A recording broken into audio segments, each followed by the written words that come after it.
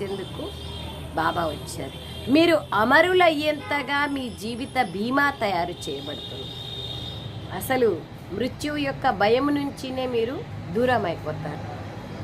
ప్రశ్న: పిల్లలైన మీరు మరియు మనుష్యులందరూ తమ జీవితాన్ని ఇన్సూరెన్స్ చేసుకుంటారు, కానీ ఈ రెండింటికి తేడా ఏమి? బాబా అంటున్నారు, మనము ఇన్సూరెన్స్ చేసుకుంటాము, ప్రపంచంలో వాళ్ళు ఇన్సూరెన్స్ చేసుకుంటారు, కానీ రెండింటికి తేడా ఏముంది? జవాబు: మేము మరణిస్తే మా పరివారానికి ధనం లభించాలని మనుషులు తమ జీవిత బీమా చేసుకుంటారు, ఇన్సూరెన్స్. కానీ 21 జన్మలు అసలు మరణించకూడదని, అమరులుగా అవ్వాలని మీరిక్కడ మీ జీవిత బీమా చేసుకుంటారు. సత్యుగంలో జీవిత బీమా సంస్థలే ఉండవు. ఇప్పుడు మీరు ఎప్పుడూ చనిపోకుండా ఉండేందుకు మీ జీవితాన్ని బీమా చేసుకుంటున్నారన్న సంతోషం మీలో ఉండాలి. బాబా అంటున్నారు, మనకి సత్యుగంలో కాదు, ఇక్కడ ఇన్సూరెన్స్ చేసుకుంటాము, కానీ దానివల్ల బెనిఫిట్ సత్యుగంలో 21 జన్మలకు లభిస్తుంది.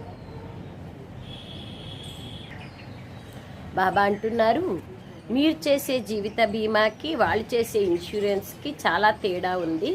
వాళ్ళది ఒక జన్మకు, మళ్ళీ వేరే వాళ్ళ కోసము. మీరు చేసేది మీకోసమే, 21 జన్మల కోసం. సో సారం: అంతర్ముఖులుగా అయ్యి మీ స్థితిని తయారు చేసుకోవాలి. నేను ఒక ఆత్మను, నా సోదరులైన ఆత్మలకు తండ్రి సందేశాన్ని ఇస్తున్నాను అని భావిస్తూ ఇదే అభ్యాసం చేయాలి. ఇటువంటి ఆత్మాభిమానిగా తయారయ్యే గుప్త పురుషార్థం చేస్తూ ఉండాలి. ఆత్మిక సేవ చేసే అభిరుచిని పెంచుకోవాలి. సెకండ్ పాయింట్, ఆత్మిక సేవ చేసే అభిరుచిని పెంచుకోవాలి. ఇంపార్టెంట్ కదా. మనకి ఏ అభిరుచి ఉండాలి? హ్యాబిట్ అంటే ఆత్మిక సేవ చేయాలి. ఎక్కడికి వెళ్ళినా సేవ సమాయించబడి ఉండాలి. నిరంతర సేవాదారులే నిరంతర యోగిలు, నిరంతర యోగిలే నిరంతర సేవాదారులు. మీ సమానంగా తయారు చేసే పురుషార్థం చేయాలి. సాంగత్య దోషం చాలా చెడ్డది, కావున దాని నుండి జాగ్రత్తగా ఉండాలి. ఆహార వ్యవహారాల అలవాటు, తప్పుడు ఆహార వ్యవహారాల అలవాటు చేసుకోకూడదు. అనేక ఆహార వ్యవహారాలు ఉన్నాయి కదా, తప్పుడు అంటే రాంగ్గా తినేది, రాంగ్గా వ్యవహరించేది, ఇలాంటివి చేసుకోకూడదు.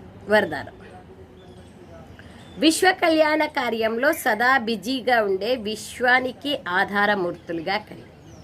విశ్వ కళ్యాణ కార్యంలో సదా బిజీగా ఉండే విశ్వానికి ఆధారమూర్తులుగా కండి. స్లోగన్: సంగమ యుగంలోని ఒక్కొక్క క్షణం ఒక్కొక్క సంవత్సరంతో సమానం, కావున నిర్లక్ష్యంతో సమయాన్ని పోగొట్టుకోవద్దండి.